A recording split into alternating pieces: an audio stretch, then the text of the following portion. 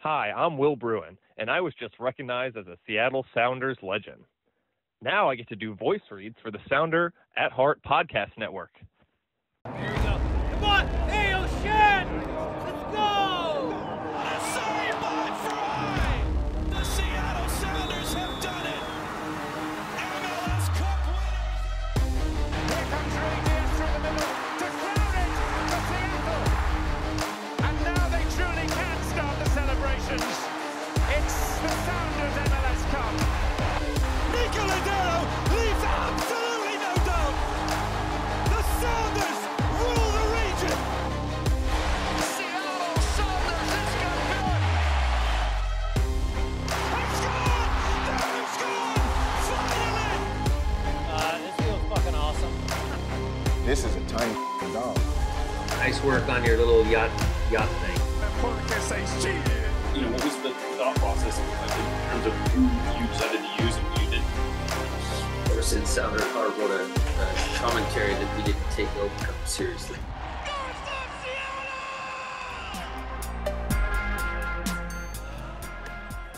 This episode of Nos Arietes is sponsored by Full Pull Wines, a Seattle-based wine retailer and proud sponsor of Nos Arietes since 2011. Full Pull was founded in 2009, is based in Seattle, and is owned and operated by longtime Sounders supporters. They offer the best boutique wines of the world to members of their mailing list, with special focus on their home, the Pacific Northwest. Welcome back to another episode of Nos Arietes, part of the Sounder at Heart podcast network. I am Jeremiah O'Shan. Joining me today is Aaron Campo and our engineer Lickett. This is the Mailbag episode for March 2025, and we got a lot of stuff to talk about. We had a game on Saturday. The Sounders tied 0-0. Very frustrating result, as most scoreless ties are. That was frustrating. There's a nice little rumor though that we have to talk about. Paul Arriola, not great news, but Paul Arriola had his surgery. It was successful. That's great. But he was also put on the season-ending injury list. And we'll be talking about all this stuff. But Aaron, how are you doing? You know, I'm chilling. I'm doing Chilling. fine, I suppose.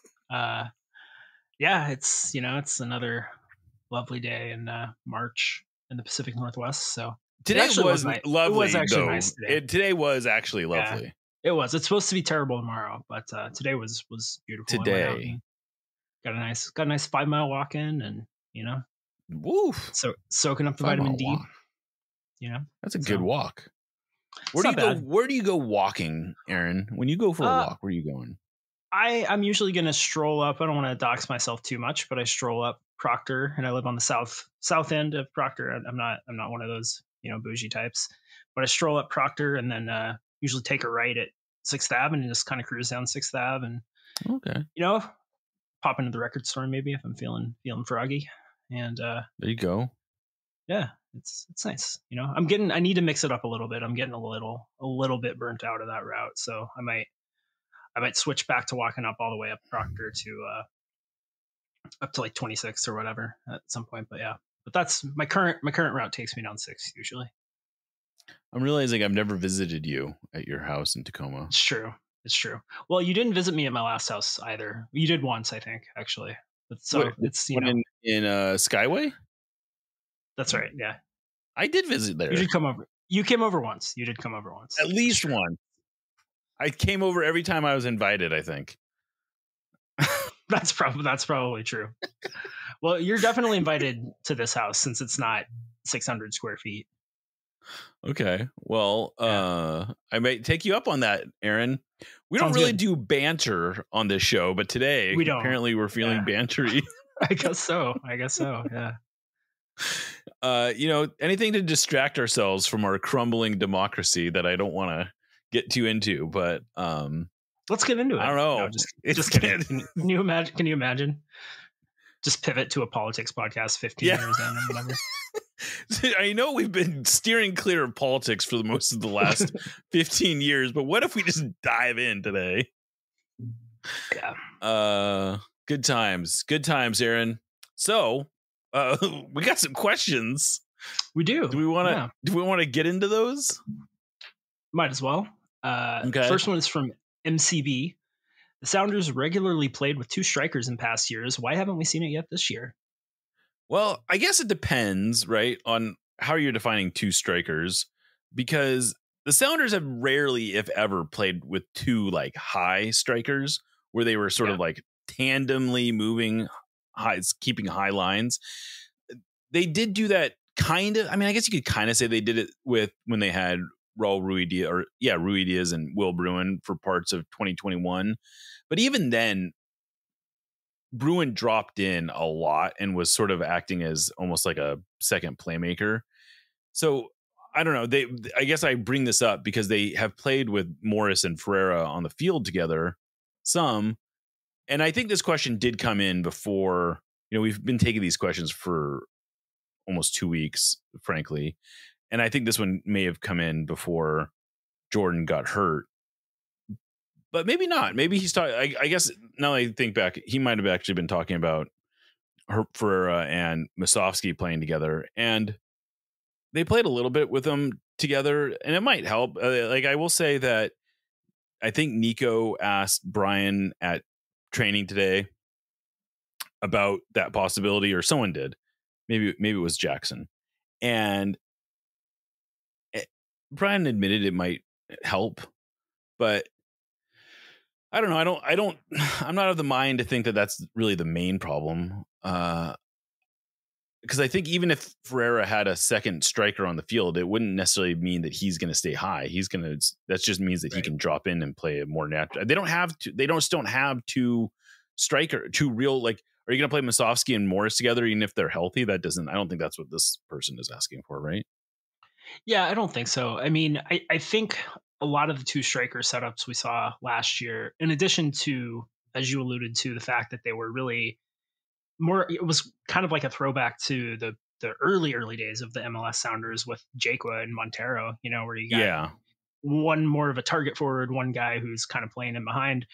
But I think that was as much to do with trying to keep Raul in the lineup long enough to let him play his way out of the lineup, while also, trying to get Jordan in more dangerous areas, rather than a really like a purely tactical decision.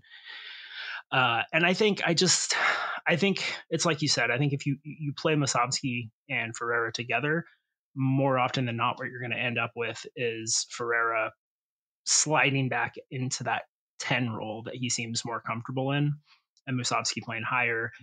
And we've got a more in-depth question about Musovski's performance so far this year coming later, so I don't want to, give away the store just yet with that one. But I don't think anybody is really under the illusion that Danny Musovski is going to be the guy that unlocks this scoring offense. Woes. Yeah.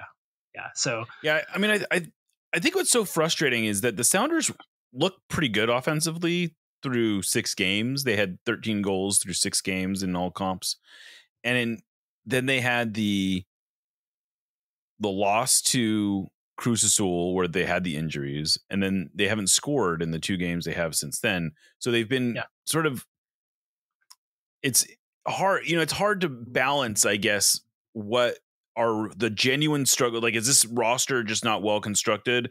Is the offense not good? Or are we sort of like trapped in a moment of time where things just aren't really clicking? And then once guys get familiar with one another, things will start to come together. I'm inclined to want to believe that. I don't know if I frustrated as everyone is right now with the Sounders' lack of scoring, but I just don't. I guess what I'm saying is I agree with you. I don't think Danny Musovski is the key to unlocking this current struggle. Right. And I will add before I ask this question that all these questions come from our Discord community. And if you want to get involved in our Discord community, you can do that by becoming a subscriber at the $75 a year level or above. That's the supporter level. Of course, we love our backers as well. That's the $25 level, but you don't get access to the Discord, unfortunately. This is sort of the perk of getting in. One of those perks are getting to ask questions. We also do AMAs, which we're lining up one right now with Frank McDonald of Washington Legends of Soccer, in case you need more reasons to join us on Discord. And if you are a supporter at the $75 a year level or above, I would urge you to join the Discord and check it out. It's pretty fun, even though we sometimes get heated in there and it gets a little wild. It can. Yeah. It can. All right. This question's from 509er. The price is heavy and the rewards are few. Can we opt out of the CONCACAF Champions Cup from here on out? I'd much rather see us in the Open Cup. No, we cannot do that. I don't believe. If we could and chose to do so, I think there would be a riot. Well, let's just say hypothetically that we could. I think you're right. I don't think this is a genuine option that the Sounders have. But let's just say they did. Would you rather the Sounders compete in the Open Cup than the Champions League? No. Essentially, Champions Cup. No, I would not either. No. And I understand there's a lot of challenge that come with this tournament, and we learned it this year big time.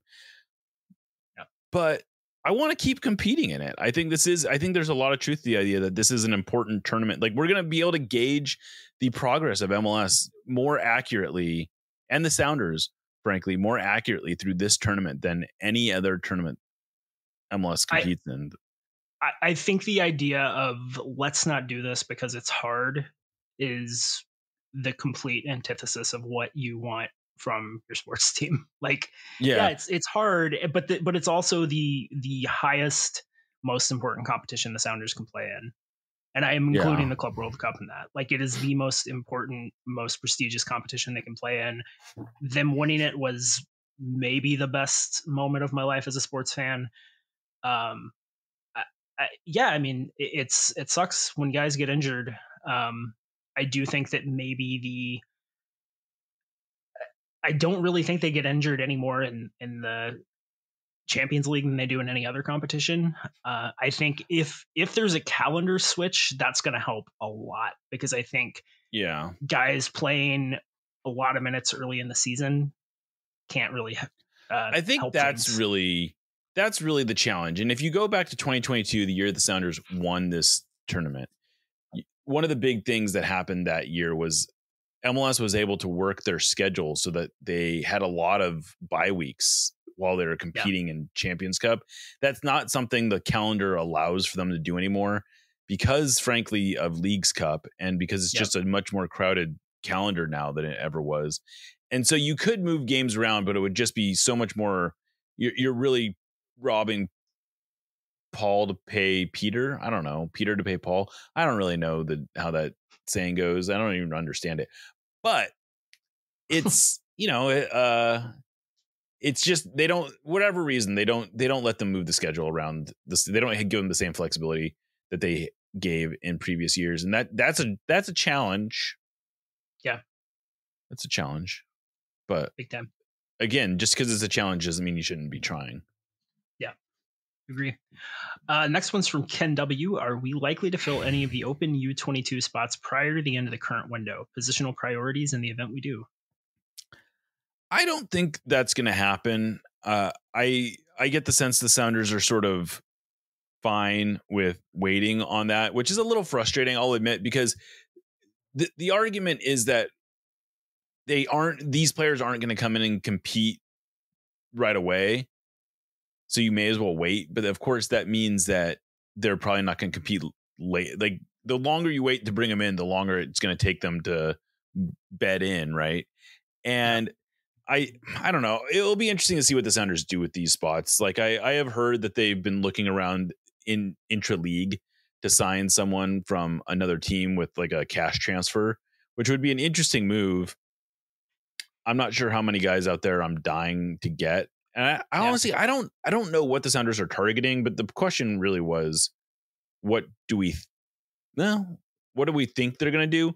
I still think looking for a forward makes the most sense, but I would be totally lying if I said I knew that's what the Sounders were targeting. I think the Sounders are still sort of assessing what they need. Yeah, I kind of go back and forth on it because forwards or just attacking players in general make more sense for I think a lot of reasons. But there's also the fact that defensive minded players tend to peak a little later. And so I think, you can probably get like defenders or defensive midfielders a little bit more cheaply that have a little bit higher upside. Because the attacking players you're getting, a lot of attacking players by the time they're 19, 20, 21 years old, who are going to develop into really, really good players, have already started playing regularly, competing for first team minutes in good leagues.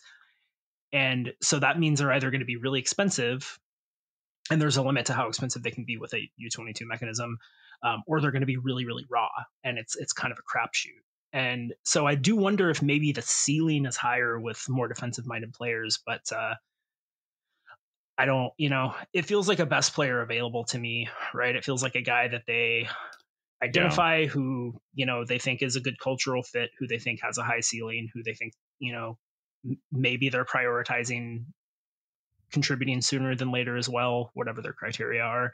I just think it's going to be whoever the best fit is, regardless of position. Yeah, it's not the most satisfying answer, admittedly. No, it's not. I mean, I do think, though, the U22 mechanism is something that people are more excited or worried about, I guess, than I think is really justifiable on the merits of it. Yeah. I want them to try to do something with it, but I think anything that I kind of think you're playing with house money almost. Yeah, I mean, Backheel did, I think it was Backheel did it, or maybe it was even Brian McKay, who writes for Sounder at Heart as well. But I'm pretty sure it was in Backheel that there was a story that looked pretty extensively at the success rate of U22s, and it basically found that it's a crapshoot. Like these are not players that are hitting at a particularly high rate, and the players that do hit oftentimes are players who are signed from within the league and elevated into those positions. It does sound like the Sounders are going to use, like, I will say it's definitely frustrating that the Sounders have 3 open U22 spots, and they're talking as if they can only use one, like almost openly. And I think that means because they're going to probably sign 1 or 2 players internally to U22 contracts, but it's not the most, imagination inspiring. It's not the most fun way of using the roster mechanisms. Like, these are kind of hope-casty spots, and the Sounders aren't giving us a lot to work with there, which is, kind of unfortunate. This is from Wood Bushery. It says Cody Baker has been on the bench a bunch so far this year, but he doesn't seem to have made an appearance. How does Cody get on the field this year, and do you see him going back to Defiance for minutes? I don't know where he's going to get a lot of those minutes unless a spot opens up. I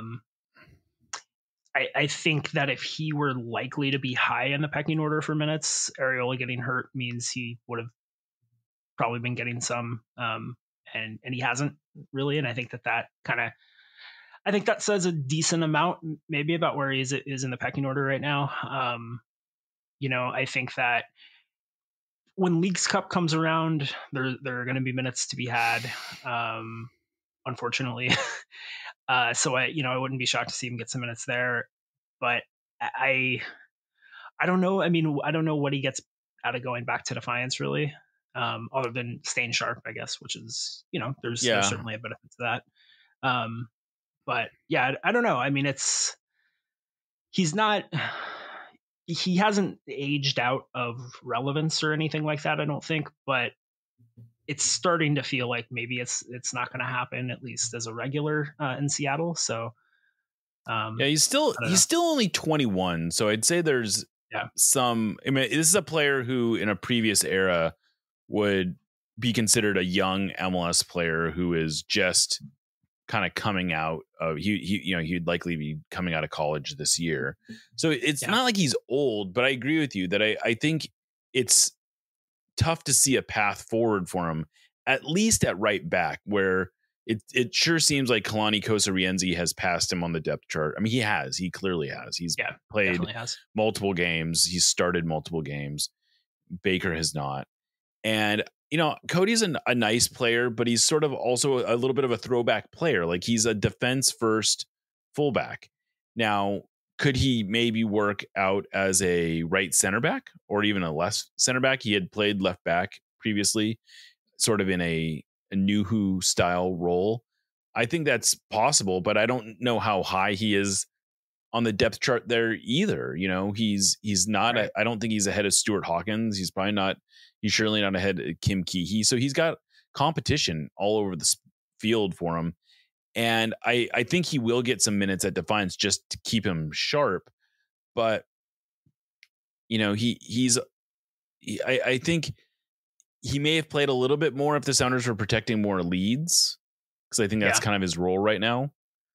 But, you know, Reed Baker Whiting is he should be available this week, and he seems to be behind him as well. So it's tough. I don't think there's a pathway. I don't see the path forward for him in terms of getting real minutes here. I would think he's a good candidate for maybe a loan out somewhere, which maybe transitions us into this next question. Yeah, it's from South Sounder, and it's a similar question about a different player. Stu Hawkins hasn't yet received any playing time. Is having him on the bench hurting his development, and might the Sounders actually loan him elsewhere so that he can continue to grow, especially once Kim Kee-hee is fit? I think he has played very briefly since this question was asked, if I recall correctly, right? Or did I just hallucinate that? I think he played in the Open Cup, so maybe that's what you're thinking of. He did start the Open Cup. He played 45 minutes in the Open Cup for the Defiance, not for the first team. And, you know, I really like Stuart Hawkins. I think he's going to be a very good player. I think he probably needs to, if he was going to break into the first team, I think that period, we're through that period where there was opportunities to play him and the Sounders didn't play him for whatever reason. I think it probably does make sense to send him on a loan, and it probably makes sense to send him on a loan outside of the Defiance, because he's proven that he can play in MLS Next Pro. He was one of the best center backs in the whole league last year as an 18-year-old. He needs to be tested at a higher level. And if that means sending him to someplace like Sweden or, I don't know, Denmark or something like Belgium, I don't know if they can get it. Like, these are how realistic but if they can find a loan like that for him, I think that's a great option, because I think he needs to play against adults on a regular basis, and he needs to play in meaningful games. And I don't know that he's going to get those with the Sounders for better or for worse. Yeah. I wonder what the Canadian Premier League is like in comparison to MLS Next Pro. I don't know that it's that big of a it's Dwayne. It's probably oh, go ahead. Sorry. I was gonna say, I look at Osaze De Rosario, who was one of the top young players in Canada, and then came to MLS Next Pro as his sort of hope to get more noticed. So I don't think he's gonna get. I would be kind of disappointed if he got loaned to the Canadian Premier League. I would hope it's like a foreign for, you know, like a outside of North America kind of situation. That makes sense. That's a really valuable experience for other reasons, just the level of competition as well. Yeah, exactly. I mean, he's the guy who, as far as I know, still lives at home, which, hey, he's 19 years old. I don't begrudge him that at all. But in terms of like becoming a pro athlete, sometimes moving out of your comfort zone is a good thing. That you hear people talk about that all the time. But this is one of the drawbacks of MLS, playing an MLS Next Pro versus the USL Championship. In the USL Championship, you could maybe justify playing him there. And I don't know, maybe that's where he ends up getting loaned. The USL Championship, probably a better test, I would say, than the Canadian Premier League. But even then, I don't know if you're raising his profile. Like, because ideally you're going to send him someplace where you not only make him better, but you're also raising his profile a little bit. And, you know, on the chance that he's not going to play here. That's a great shout. Next one is from, go ahead. I was gonna. Is it? I think it's me reading it, right? Oh, it is. You're right. Gosh, sorry. It's okay. This is from Dubba Cubed. What, if anything, would you have done differently to manage the schedule? The players looked gassed against Cruz Azul, and I think we believe too many minutes contributed to Morris's hamstring. I believe that, but I don't know if it's like. I think that it probably did, but I don't know that you can credibly say it did. Right. guys that are fresh hurt their hamstrings all the time. I think that playing the starters as deep into the game against Antigua is like the biggest criticism I have. Because when you look at the other games, they rotated a lot against RSL. They rotated a lot against LAFC, which was the game that preceded the Cruz Azul one. They did. And I just, you can't throw away league games entirely, especially against LAFC. Like, yeah, they could have started an all, bench guys and Defiance Loanies line up against LAFC, but that's not a good thing to do, and I don't think Pedro's injury didn't look like an overuse injury to me necessarily. It just looked like he kind of twisted his. Well, and they were also, I thought they did a good job with Pedro too. Like they weren't playing him a ton. And Morris, like I will say this about to defend the Morris situation is he had been really healthy. Like he'd been remarkably durable since his second ACL injury. The last season, he was playing. He started basically every game, regardless. Like he was playing on short rest all the time, and maybe it was too early in the season to push him as hard as they pushed him. And I think it's easy in hindsight to say that's the case, and that might be true. But on some level, I kind of trust the technical staff or the physical staff, to know that stuff. Another great segue. Actually, I'll stop you right there. And go to the next one because there you go. This one's from Spencer. There have been a lot of justifiable in parens comments / questions about minute management. I'm thinking specifically about Morris's heavy load, relative lack of Ferreira, and even the slow ramp up of PDLV last year. How much of the lineup subs with regards to fitness is an art versus a science? My assumption is that the team is doing all sorts of tests between coaches, physios, and we should apply some Chevron deference because it's a data thing. Or is it more subjective and therefore more critiquable? I think it's critiquable because it's sports and you get to talk about the results that are separate. Like we get to, right. That's the glory of sport is that you get to debate the results, even if as much as you can debate the process, even if the process was sound, it's not going to lead to the results you always want. And, I'm inclined, like, I think I agree with this person that there is some deference that you pay to the analytics that are feeding their decision-making process in this case. Now, who knows? Maybe the physios were throwing up red flags and telling Schmetzer that they needed to hold off and not let Morris run as much as he did. If that's the case, that's news to me.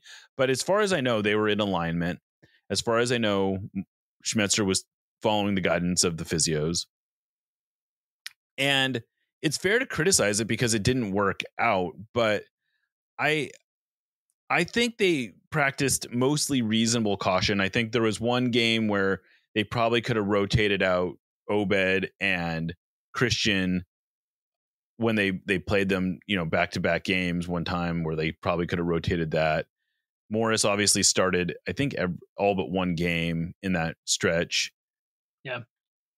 Maybe you could have. The one game he didn't start, he played 45. Right. Ferreira thing, I don't know. I think that they probably were being appropriately careful. I mean, he only played 90 minutes for the first time on Saturday, and I tend to trust that there was a reason for his minute restrictions. That's a tough one. I don't know. Yeah. It is one of those things where I know very little about the Sounders' internal analytics, but I know that they put a lot of effort into them. They have a really well-respected analytics department, and that a lot of their analytics are around fitness data. And so I do, like you said, I trust that they are doing the best that we could possibly expect them to be doing with fitness data. And I know that Schmetzer has talked in the past, sometimes with feigned maybe annoyance, about adhering to the data and the recommendations of the training staff and the what the data is telling them. So I think that there's a tendency of sports fans to think that their team's injury struggles are uniquely bad. And I actually think the Sounders have been a little luckier than other teams in that regard, which seems hard to believe because they've had like high profile injuries. They've had these bad runs that coincided with injuries. But, in general, like it feels like it's been a while since they lost a key player for like the season. I guess Pedro last year, but was he really a key player last year? I don't know. So I don't know. It's frustrating. The timing of it is certainly frustrating. The fact that it happened last year is certainly frustrating. But I really do kind of trust that they're making the best decisions that they can based on the information that they have. Yeah. Well, another question about the fitness. This is from Kenny, and he says, "I've been surprised by Schmetz's apparent reticence to play Jesus Ferreira at the 9, and slightly disappointed by JF's contributions on the whole to date. What have you heard about and how he's been training, and what his coaches and teammates have made of him?" Yeah, I don't have any insight into how he's been in training or what his coaches and teammates have said about him. That's really more your department. But I think that there's definitely two schools of thought about Jesus Ferreira and his positions. And one of them is that, look, he had a couple great seasons playing as a 9. He played in a World Cup as a 9. There's no reason to think he's not still that player. And then there's the other school of thought, and I increasingly kind of find myself in this school of thought, that is he has changed, his game has changed. He's had some injuries. And FC Dallas had that guy and decided not to play him as a striker last year and played him as more of a 10. And you kind of have to wonder why they made that decision, right? Like I would say a striker that could put in goals the way he did earlier in his career is a little more valuable than the player he was as a 10 last season. So I wonder if there is a reason for that. And similarly, if there's a reason that Schmetzer seems, like Kenny says, reticent to play him at the 9. Yeah, I mean, I would guess that Schmetzer, when he sees a 9, he wants someone who's going to body defenders and be physical. And that's not, that I guess that wasn't Rui Diaz's game. And so maybe that's unfair. But I think the Sounders have sort of have worked their system a little bit more around Jordan's game right now. And it's pretty obvious that you could say all the nice things you want about Ferreira, but he's not the same. He's a different kind of player than Morris. Like they just fundamentally want to play the position differently. And I think in that sense, I can see why I can see why Brian specifically would like to play with Jordan at the 9 as opposed to Ferreira. So I don't know. I'm not totally shocked by his reticence to play him there, in part because he's actually looked pretty good as a 10. Like he's got good feet. He's got good vision. He sees plays. It's just, he's not, but the last 2 games he's had 2 shots, or no, sorry, he's had 1 shot and total.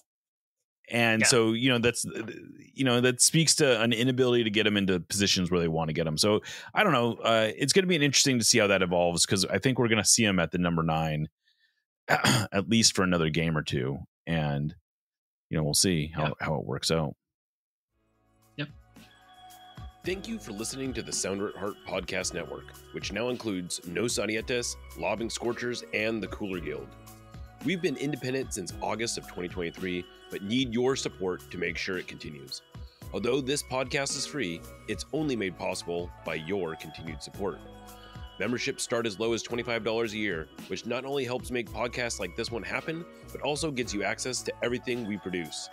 If you're able to support us at higher levels, starting at $75 a year, you gain access to a host of other perks, most notably entry into our members-only Discord, where the smartest, funniest, and most engaged commenters share their thoughts and ideas. To find out more, just visit sounderatheart.com and click the subscribe button in the top right corner. Thanks for listening. It's getting to be that time of year when you need to figure out how to watch Sounders games. If you're an Alliance member, you are getting a free subscription to MLS Season Pass, and you're covered. Similarly, if you're a T-Mobile subscriber, you're also covered. But if you're going to have to pay for one, you may as well give us some of that money. By using the link sounderatheart.com/MLS Season Pass, you'll help support independent media while also getting access to every Sounders game, every other MLS game, MLS 360, and all sorts of other content. Just to make things extra easy, we'll put a link in the show notes too. Thanks. Nos Arietes, admittedly, is not exactly known for our spicy takes, but that doesn't mean we want our food to be mild. Spice up your life with Hacks and Ferments. Handcrafted in Georgetown and made with the best local ingredients from across the Pacific Northwest, they specialize in unique small batch fermented hot sauces and vinegars. Hacks and Ferments brings bold flavors and natural fermentation together for something truly special. Whether you're a heat seeker or just looking to elevate your cooking, you'll find something you love at hacksandferments.com. That's HAXANFERMENTS.com. And right now, if you use the code SOUNDERATHEART, that's all one word, at checkout, you will get a free hot sauce with your order. Again, go to hacksandferments.com, use the code SOUNDERATHEART at checkout for a free hot sauce with your order. Hacks and Ferments is a proud sponsor of the Sounder at Heart podcast network. This one is from Almost Cool. Why do the Sounders always play better in the second half of games? Or I guess this was your question, but I'll ask it anyway. Is it just down to coaching and adjustments? Yeah, I guess. Gosh, we're just doing a bad job of keeping track tonight. Yeah. I'm not sure that I agree that they always play better in the second half of games. I thought they were actually better in the first half against Houston. I thought that they were much better in the first half on the road against Cruz Azul than they were in the second half. I do think they tend to make good halftime adjustments. They definitely do. They definitely do. I do think that when they do have those games, like against LAFC is a great example of that, right? They looked like a different team in the second half. And so I think when the initial game plan hasn't really gone the way they wanted it to, or it has gone the way they wanted it to, and they were just trying to get halftime to make the adjustments, I think that it is down to tactical adjustments and personnel adjustments at halftime. But I guess I just don't think it's an always thing, right? I think it's a little more evenly spread out than that. Yeah, I don't know what if I had to choose, would I rather have a team that starts strong and struggles in the second half, or a team that struggles a bit in the first half and then finishes strong? I guess I'd probably rather have the one that finishes strong, right? But for sure, ideally, it's both. It is. I also think there's something to the idea that the Sounders are playing against teams who want to play in a low block and just play for a point a lot of the time. And it's hard to do that for 90 minutes. I mean, it should be. It's not always. It wasn't that hard for Houston to do. But I do think that can kind of contribute to that perception. It's just it takes a while to break down teams sometimes. Yeah. This one is from Bill Jones, TRPT. If First and Goal somehow agreed to change the playing surface from turf to natural grass, Jesus, what would be the ramifications for them? Would that mean limiting what kinds of events they could lease the building for, i.e. no monster truck rallies? Would the maintenance costs be prohibitively higher? Can you discuss the negatives for First and Goal as well as any potential benefits? So I think we can safely say that if they were to decide to put grass in permanently, that would limit the number of non-sporting events that they have at Lumen Field. Maybe entirely. Like it's like there might be a concert or two or something that happens in the short period of time between the Sounders and Seahawks seasons. But I would imagine that it would make it very difficult to have events during the season. And I think there is a real challenge, I think, to even maintaining it for the Seahawks. Like there aren't a lot of NFL stadiums. I don't know if there are any NFL stadiums that host soccer games that share a field with the soccer team and play on grass. Like I don't know if there are any, at least in like I think the best example is like Brentford, I think, is the team that's in England that has a rugby team and Brentford, and they have a really nice pitch. It's a hybrid. They even host some concerts in the off season, but there's just not that many good examples. So yes, I think that's the first trade-off, is that there's going to be fewer events there.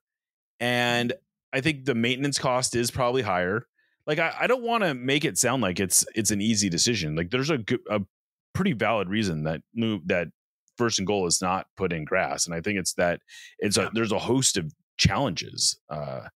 Like, even when they they're going to bring in temporary grass this summer for the Club World Cup. I don't know how long it's going to be there. That'll actually be an interesting test, but it's not going to, but then next year they're going to have real grass in. And as far as I know, like, the Sounders might not even get to play on it, frankly. Which is like, so funny. Yeah. Like, there's a possibility the Sounders might have to like open the season not playing at home. And then when they come back, the grass may already be gone.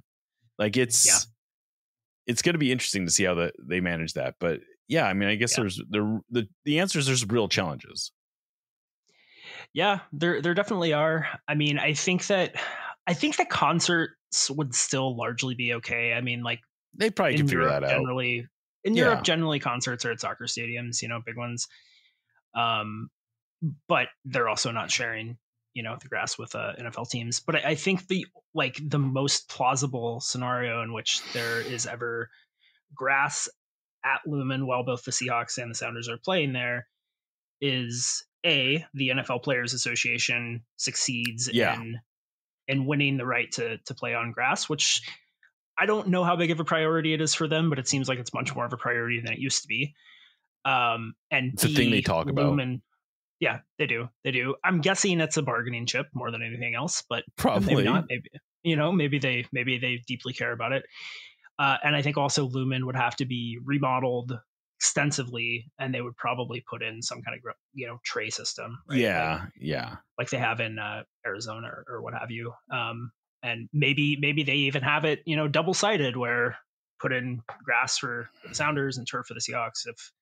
Although they wouldn't do that if the NFLPA wouldn't let them, I guess. But maybe you have two grass surfaces, right? Maybe you have two trays, one for the Sounders, one for the Seahawks, and that pays for itself in the reduced maintenance costs. I don't know, but it just seems far-fetched to me for a lot of reasons. And I guess what Bill brings up a fair question, what are the benefits? Like, there's aesthetic benefits. The Sounders would like it. Yeah, there may be you might be able to attract more high profile soccer games, but it probably doesn't. There's probably no way to justify it from a dollar and cents way. There's no business justification for it. The justifications are entirely the athletes prefer it, and that's it. And I mean, it's the argument against that is, who cares? It's a publicly funded stadium. Making first and goal as much money as possible should not be the aim. Right. And I agree with that, but too bad. Right. So yeah, it is what it is. Be cool. It would be cool. It'd be really cool. Yeah. All right. This is from Aria. Silly, but no pyro during the national anthem anymore. Curious. Thanks. Yeah, I think that they have just kind of done away with pyro generally, right? And they're just using drones and LEDs and stuff. I think I suspect that the LED thing is. I mean, I guess there's no reason they couldn't do both. Yeah, but yeah, they did a lot more LEDs this year. I don't know how expensive. Like, I don't know if that's even a cost cutting thing. Like, that might just be they may have made an aesthetic choice that they liked. Stuff other than pyro. Like, I don't know, maybe they were getting complaints. I'm sure some people were relieved to have fireworks not going off. I'm curious if they do it for the Hawks or not. But they've done a lot of stuff presentation wise. Yeah, if I remember correctly, all of the fireworks for the Hawks have been replaced by drones, I believe. Oh, really? Interesting. Yeah. I could very well be wrong about that. If I am, please don't get mad at me.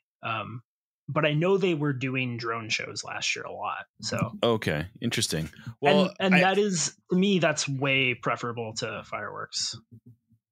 Yeah, that's fair.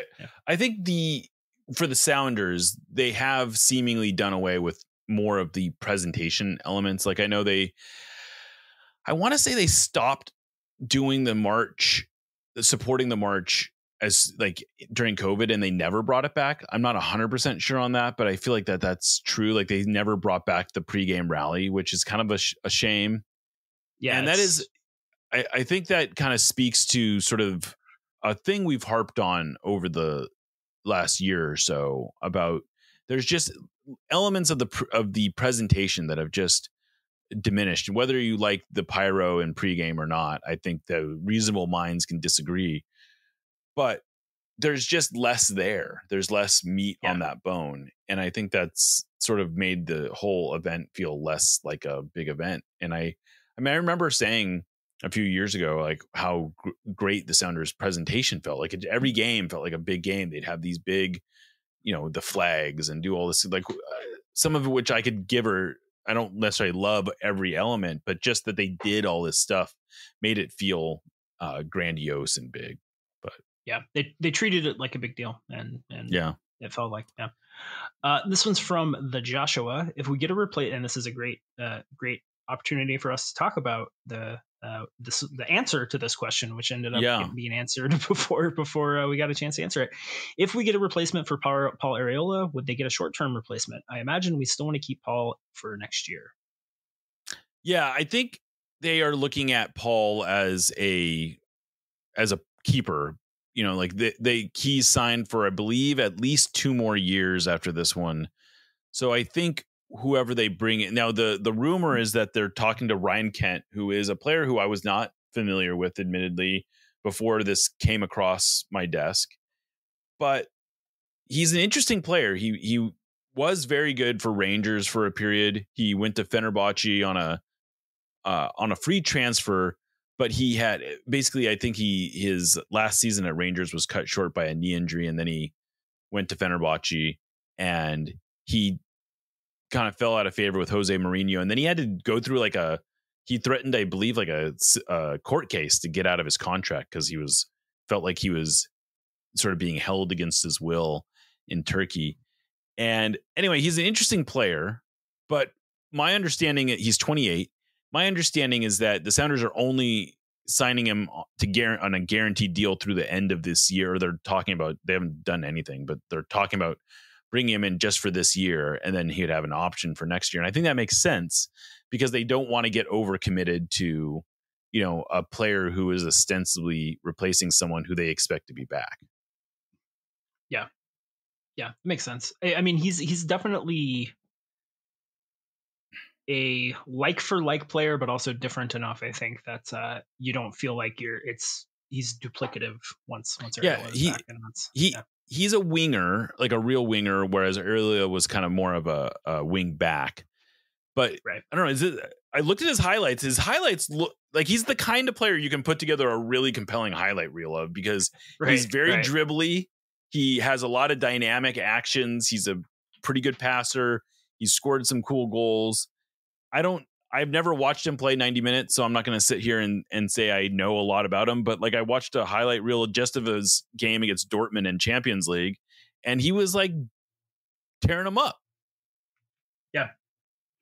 He's definitely a player who was exceptionally talented, who for whatever reason just didn't live up to that potential. It happens a lot.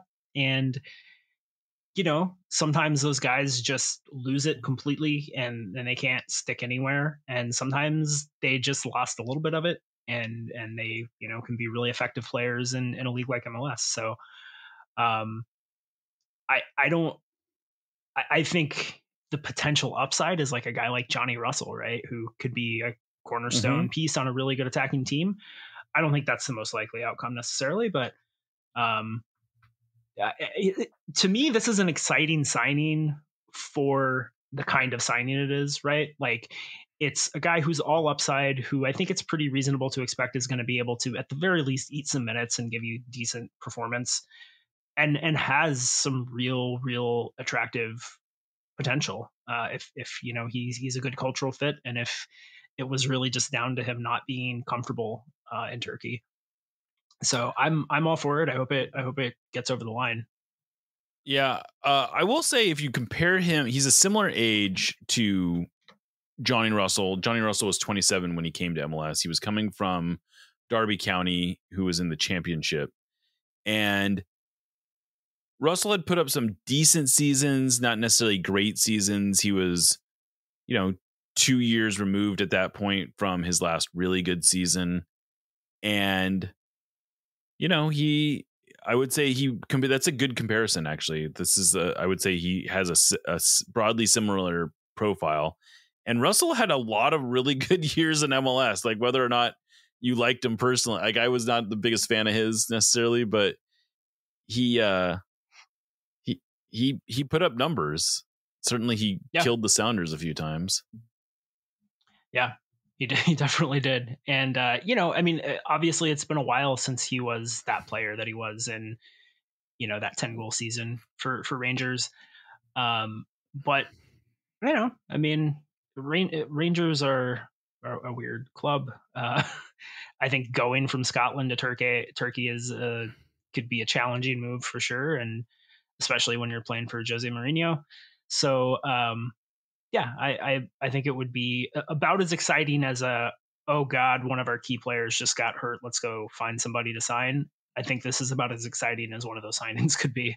Right. Yeah. I think that's the thing, is that people have to sort of just accept that he was a sort of different, like this is not the player that they're signing to be the permanent, like this is not a traditional big time signing. Like that's not what this is supposed to be. Right. No, this is someone who we need a guy. Right. Exactly. And you know what? They needed a guy last year and they didn't go get him. So that's an improvement big time for right. Yeah. If they can actually get him signed. Right. Yeah. All right. This is from Ben W0001.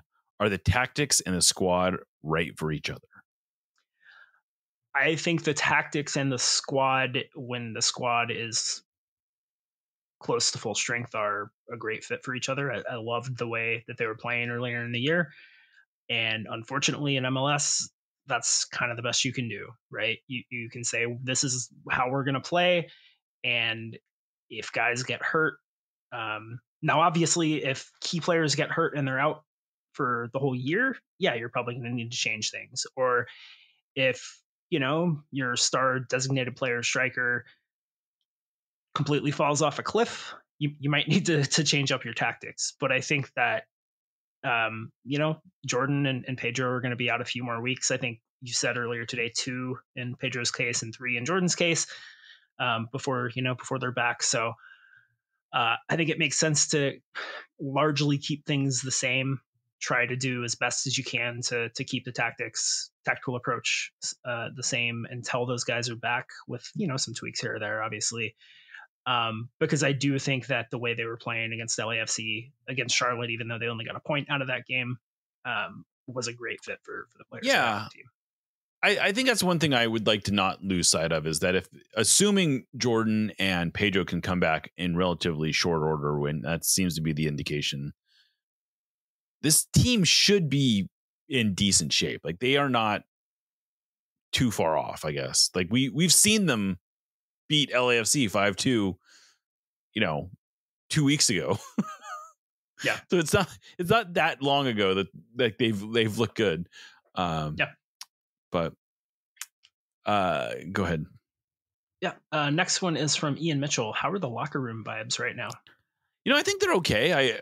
I think this is a locker. Even last year, as bad as things got, players seemed to be sticking together. Like there was this sort of notorious locker room or players only meeting. But I think that even then, this was a sign of players who did believe in each other and had each other's back. And and sort of saw each other as pushing in the same direction.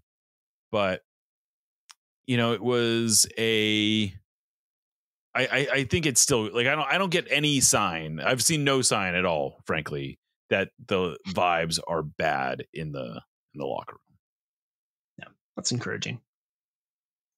All right, this is from Coffee IPA Beards 206. Can you give an analysis of Musovski's performance this season and how you see him being utilized during and after the injury period? Do you see him getting a lot of playing time when Jordan returns if he is playing exceptionally well? I think he's been fine. He's not going to score a ton of goals, but I think the things he's been asked to do, fill certain spaces, be a physical presence up top, win duels, provide some hold up play. He's been pretty good at. I don't have any real complaints.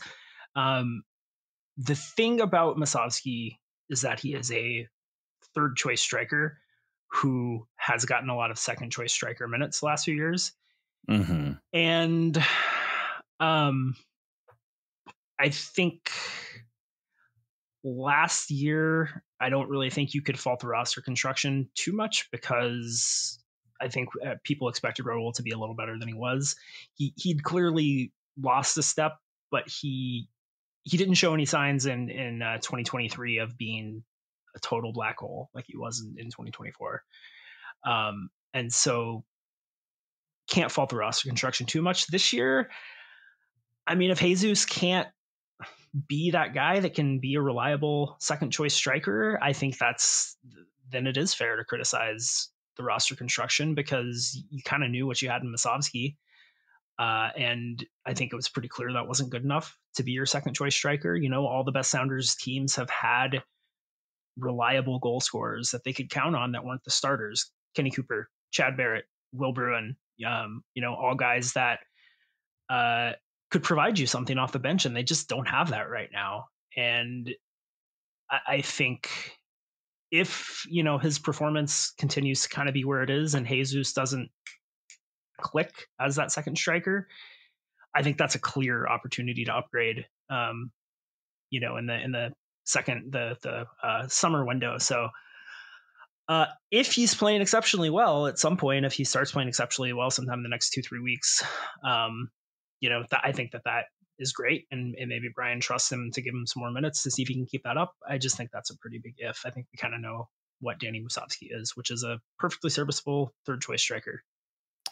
Yeah. And I understand the frustration because it would be nice if the Sounders were getting more production out of that spot. And it feels like he is sort of doing the same thing that Aber did in 2023.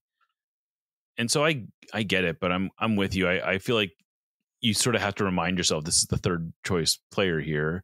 Now, yeah, maybe they could have tried to upgrade that position, and maybe they did. I don't know. I wouldn't be surprised if they did try to upgrade it. But $350,000 striker is like you're getting kind of what you pay for. There's just not a lot of sure things at that level.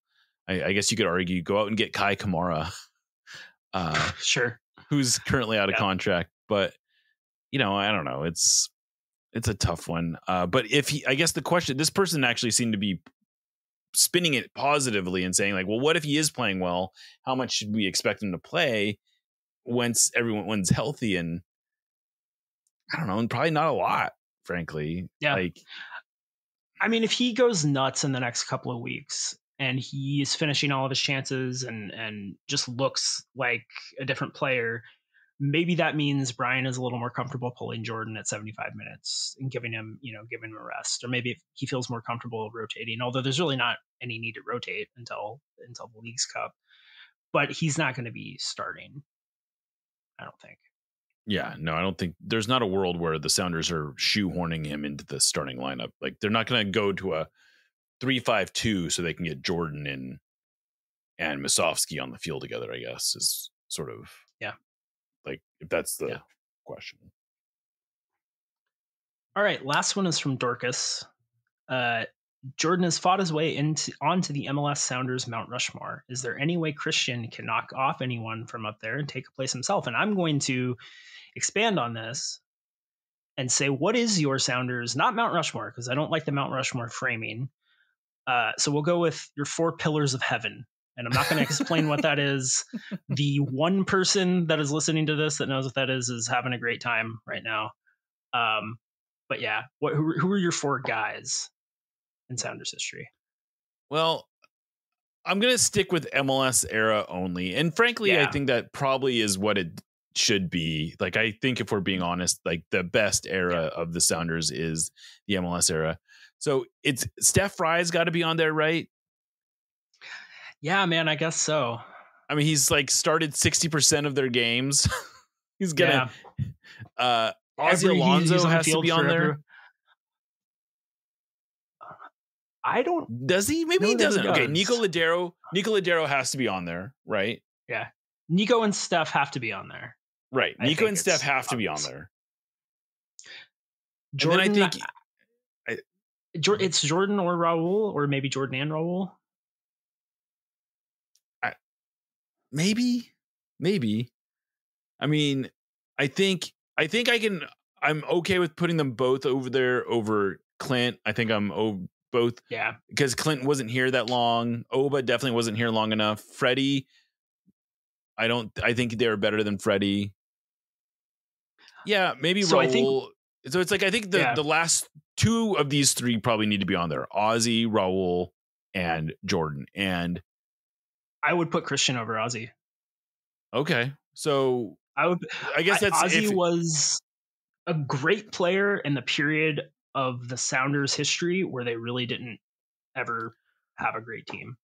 Yeah, well, I think you could probably argue. So, like, I think a good way of looking at this is that you want players representing different things of those 4. So I think it's probably a competition between Raul and Jordan, frankly, and a competition between Christian and Ozzy. So if you look at it that way, I think he's got to do something to push him past Ozzy. And maybe if you're convinced of that, maybe he's already on your Mount Rushmore. I don't know. I mean, I think Christian at his peak is a better player than Ozzy at his peak, just in an absolute sense, right? Not necessarily. I think Ozzy was more important to the Sounders when he was at his peak than Christian was. Okay. But I think Christian's a better player. And Ozzy won the 4 Open Cups. He won the Shield. He won the 2016 MLS Cup. Christian didn't win the Shield. Hasn't won an Open Cup, but has won everything else with the team. I think it's close, man. I would not blame anyone for saying it's clearly Ozzy, but I think it's close. I really do. I mean, I think it's an interesting that we could probably do a whole show. Yeah, and I think Jordan and Raul is interesting too. I mean, Jordan is all-time leading goal scorer, and that has to count for something. But he's had a lot more time to do it. He's had his ups and downs, but he's a homegrown guy. He's still got several good seasons ahead of him. Hopefully, you kind of almost have to have you got to have at least one local guy, right? You do. I don't know. It depends on how you want to put together I think it's an interesting conversation. It is.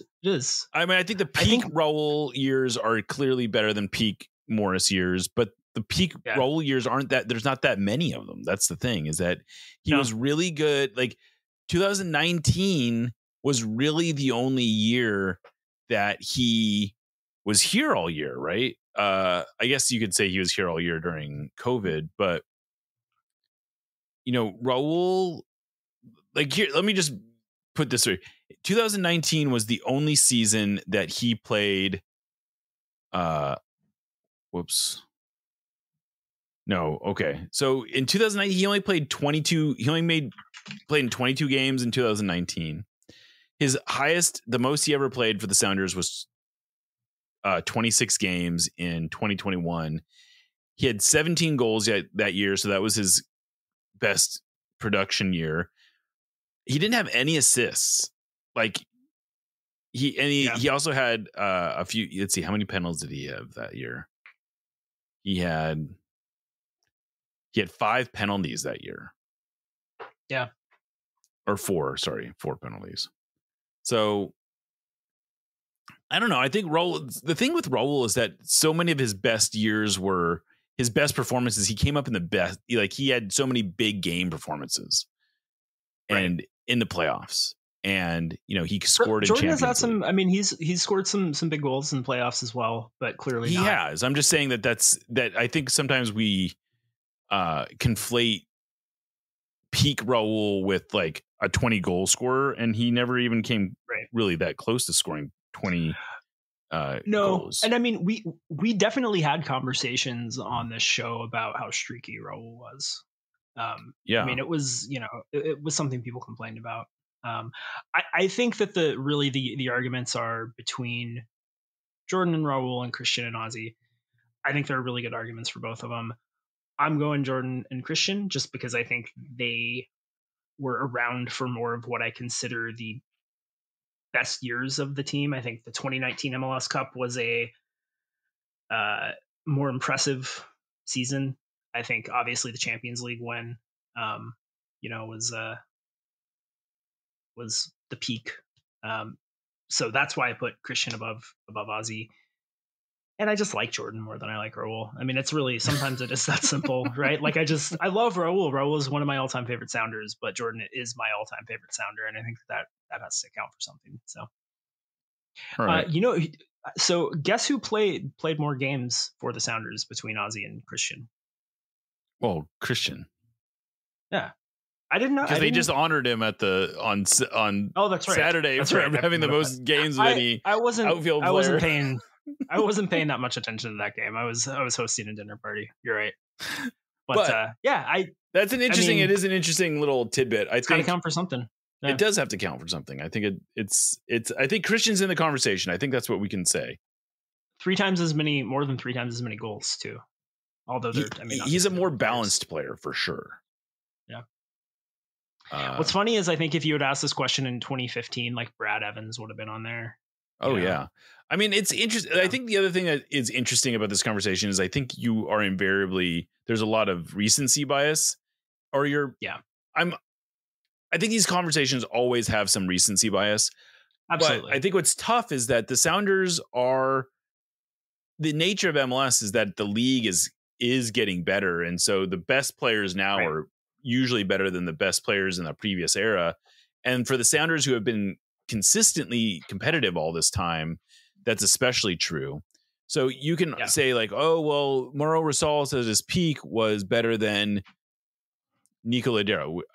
People aren't really saying that, but I think that those are, it's tough to compare Eddie Johnson to Raul Ruidiaz, even if, I guess maybe these aren't like the Sounders had some really great seasons before the Nico Ladero era, but it's like I feel like the Nico Ladero era really defines what the Sounders are now. Like, and so it's maybe it's not unfair to have everyone on the team on this 4 pillars or whatever we're calling it be relatively recent players. Yeah, I mean, I don't know.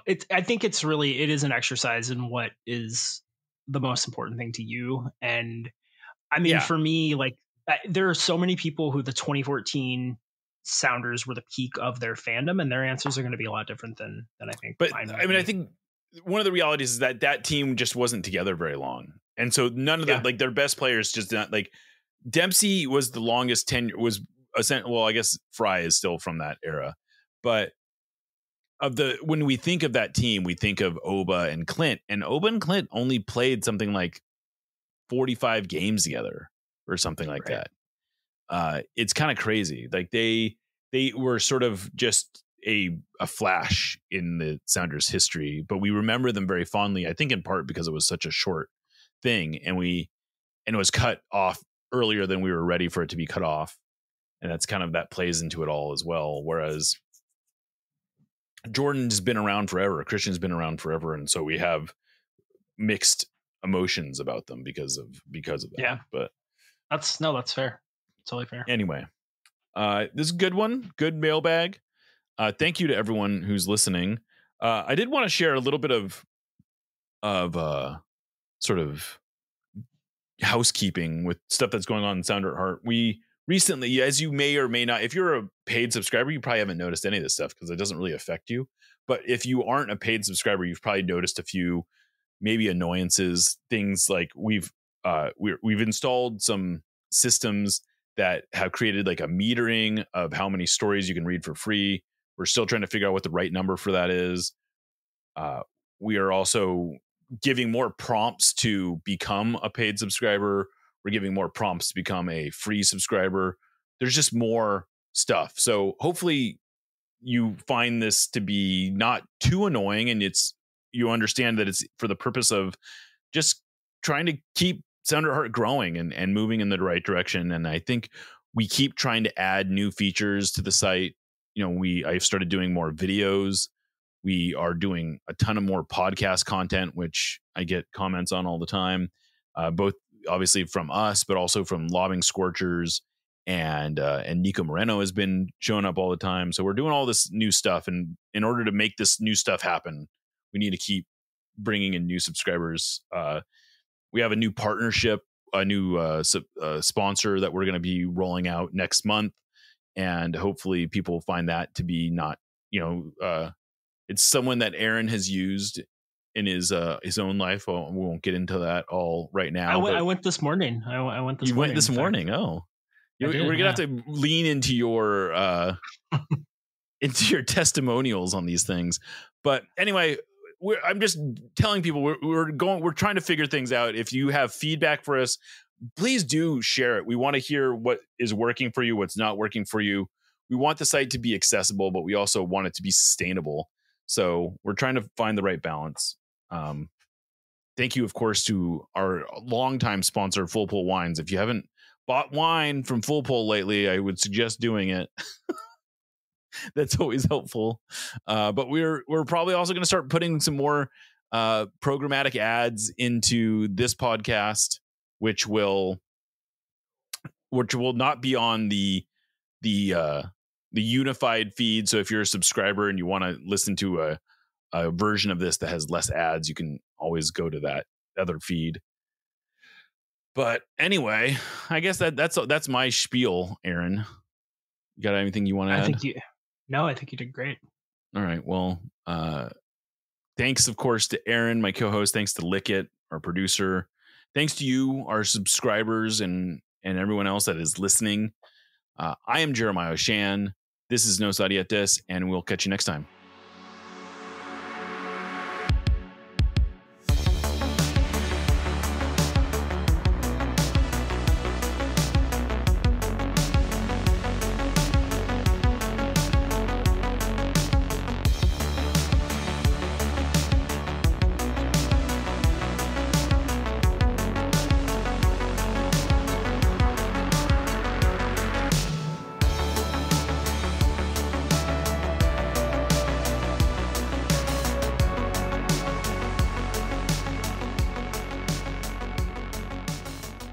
I expect a LAFC who's motivated to prove themselves at home, to prove to their fans that they're capable of winning in this league. And it's up to us to really brew in the party. You guys like that? No.